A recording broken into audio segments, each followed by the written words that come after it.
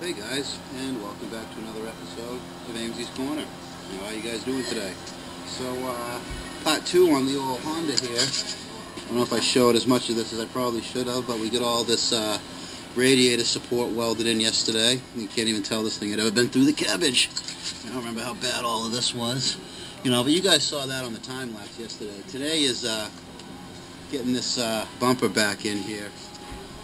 So I'm going to set you guys up and I'm going to get at doing this. Slam this bumper in.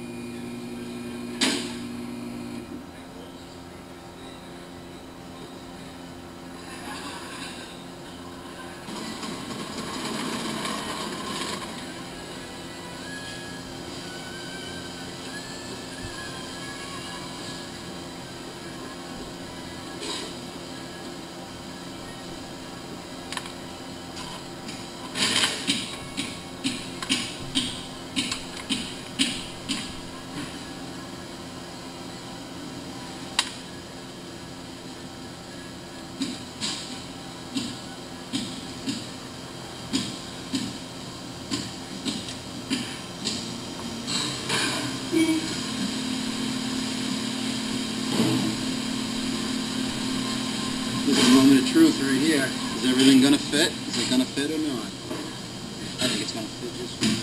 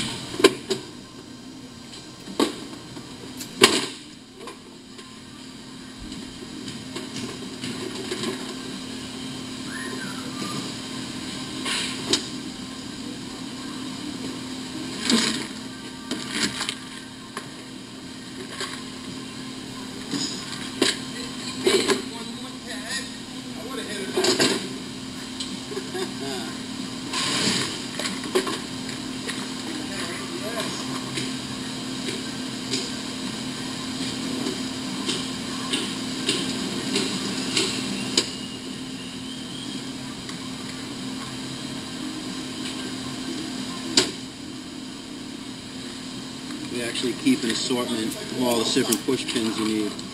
That every car uses different styles of these to hold all their plastic bits together. With all the plastic that's in new cars nowadays, it takes a lot of little clips.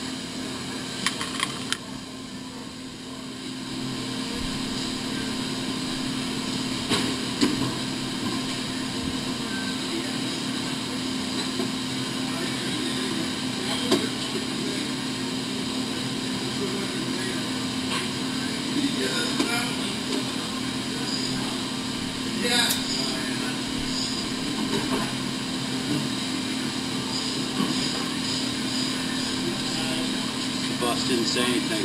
That means he approves.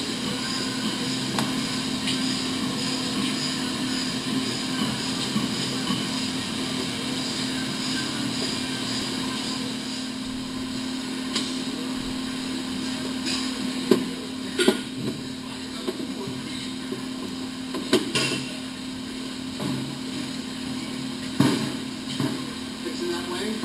Yeah. Josh, you got a moment?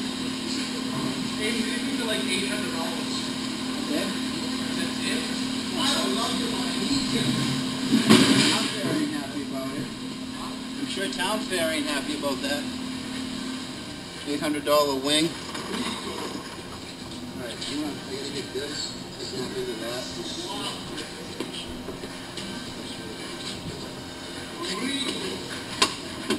Get it. Push in it up.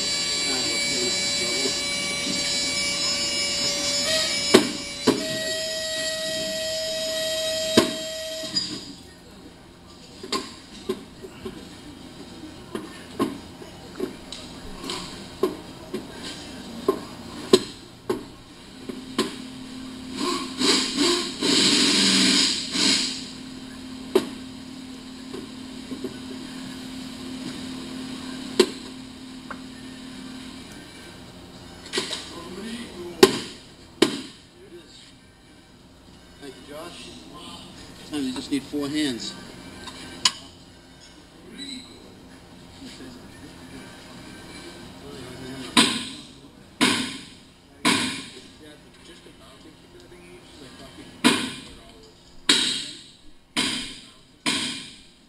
Yeah, you want to see what we're talking about, guys?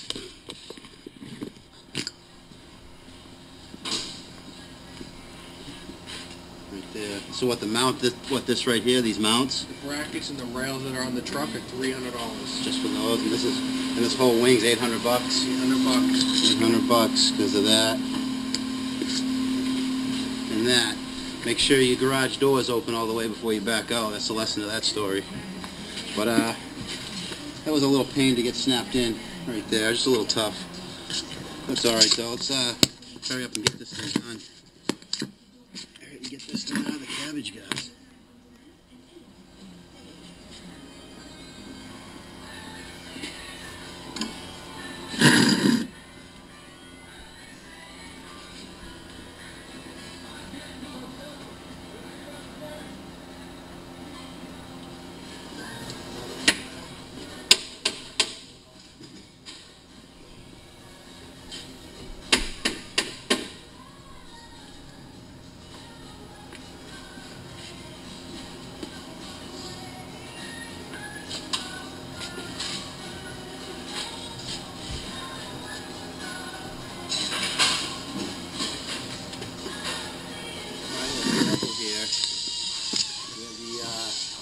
The grill mounts to the bumper. This is the original grill. It had a little bit of damage right in here, so that seam is just a little more open than I like. I'm not sure how I'm going to close that up yet.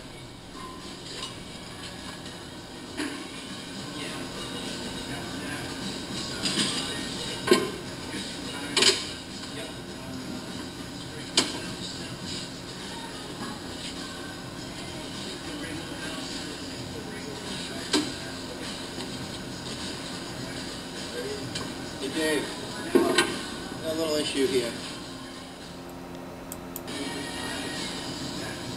This grill holds in.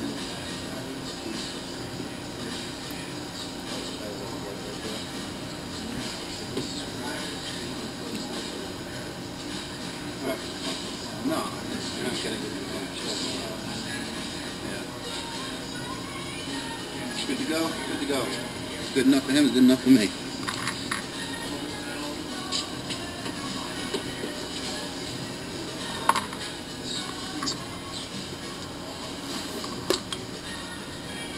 Now you see that ultimately nothing that happens in this shop is really my decision. Got to swing everything by the guy who signs the paychecks, and if it's good enough for him, it's good enough for me. Keep it out of the cabbage.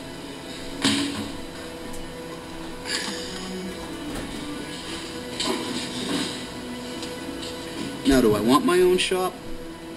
Not really. Not really. I like when 5 o'clock comes around, I can go home. You know, he's here till like 9 o'clock at night, so.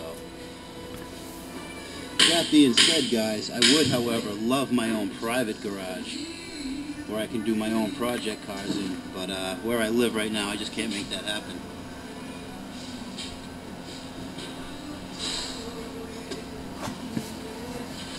But sometime in the future, hopefully with you guys' help, I'll have my own workshop.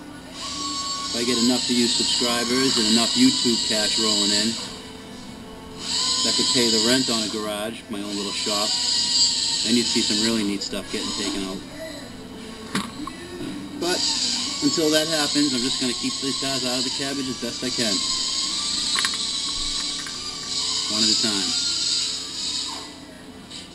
Let's take this thing for a drive and see exactly what's really going on.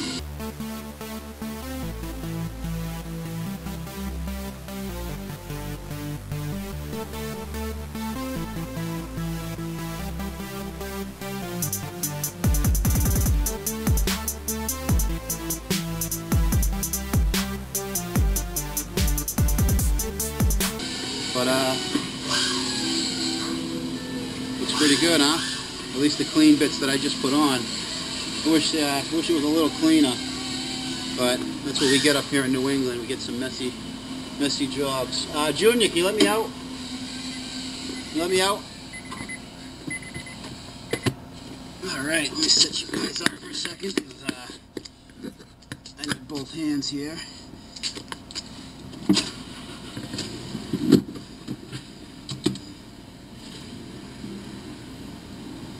Well, that didn't take very long at all, did it? That was a pretty big job.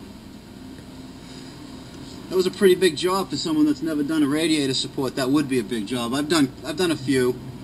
I've probably done 5 radiator supports. What you saw me do yesterday, cutting that structure out of the front of this car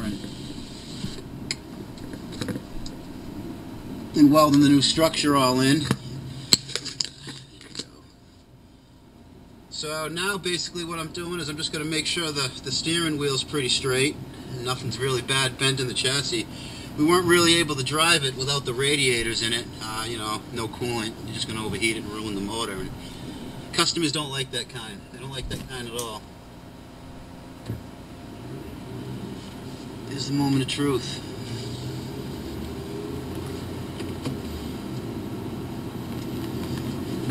It's pretty straight.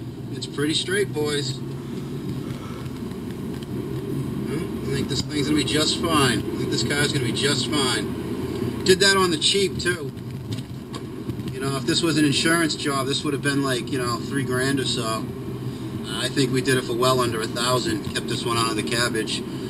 Most of that's because we used aftermarket parts on this one. The guy, like I said, paying for it out of his pocket. My rusty brakes. Rusty brakes. That's kind of why I'm driving it. Probably the last thing left to do on this, other than give it a bath, which I don't know if we're going to bother. I think we're going to let the customer wash it, is when he crashed this, the guy wasn't wearing his seatbelt. You know how I know he wasn't wearing his seatbelt? Because of that. Right there. That would have been his forehead. That would have been his forehead. I'm sure he woke up the next morning feeling that one. You know, I bet he was feeling about as smashed up as his car was. So I mean, he's got mass insurance, and in mass you've got compulsory glass insurance. So we'll let him take care of his windshield. We'll let him take care of washing it. But for all in all, I think this thing right here, I think I kept this out of the cabbage pretty well. You know, I mean, cost him $1,000, but if it was a car I owned and I had to put this together, I probably could have fixed this for probably $300 myself. You know, that's not including the labor. That would be me painting my bumper myself instead of sending it out to be painted. But yeah, you know, that's why I like being a tech. If I want to work on my own stuff, I can do it so cheaply, so cheaply.